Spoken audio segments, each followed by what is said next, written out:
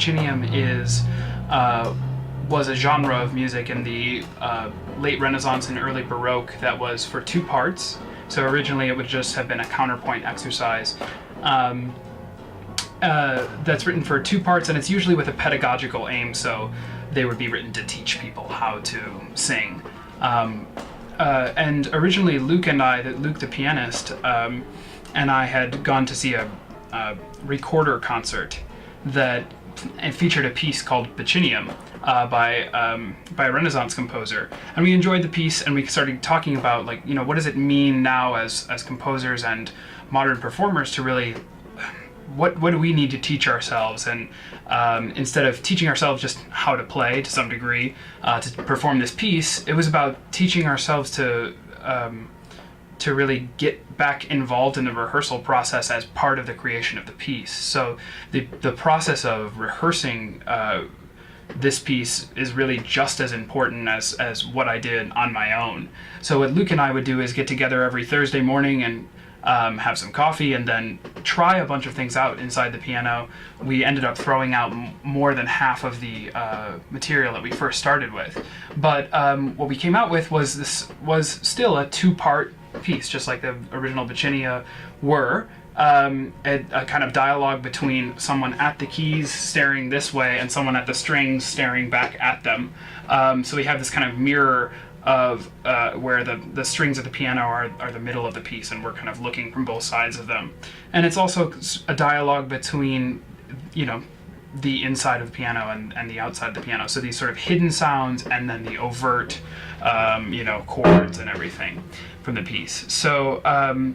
So yeah, the important thing was really working with Luke Gullickson, who's a fantastic pianist, to see what was possible for him. He's screaming, stomping, slamming the piano lid, he's playing chords all at the same time while I'm doing a bunch of other things. So that was really exciting to kind of get to design this piece with both of us in mind as equal performers in the piece. So just to explain a little bit about what's happening inside the piano, the main element is that is muting the strings. So touching the very end of the string, you get this sort of subdued quality. Almost sounds like a bass guitar, and that's kind of the first element that we came up with for this piece. And they're all marked in the inside of the piano with these little post-it things. So each string is marked, and I'm holding down these chords of different groups of strings, while Luke plays a combination of muted and unmuted strings.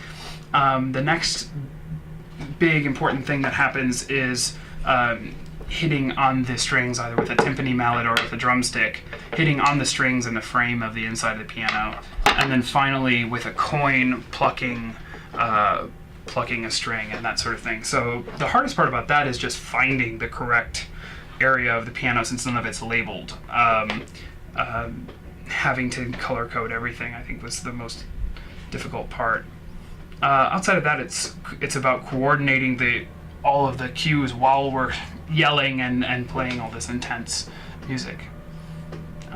Bicinium starts with just basically innocuously as a piano piece with this repeated note, but behind this repeated note that's not muted is this other chord, which is muted, and so we hear this sort of piano piece with these inflections to kind of invite the audience in of what exactly is happening. Are we hearing something that's not a normal piano sound, or is this just a normal piano piece? And they don't really know what I'm doing inside the piano, so it's sort of inviting them in. That goes on for a while, and then we start to sing quietly, first into the piano where they can't really see, and then more overtly sort of yelling, playing a bunch of intense chords, and then we settle into a sort of rhythmic groove of hitting and playing and stomping. That's sort of the main center of the piece, and then at the end is just a simple kind of slow counterpoint that's supposed to be this sort of removed, sort of distant bells and singing sort of at a distance.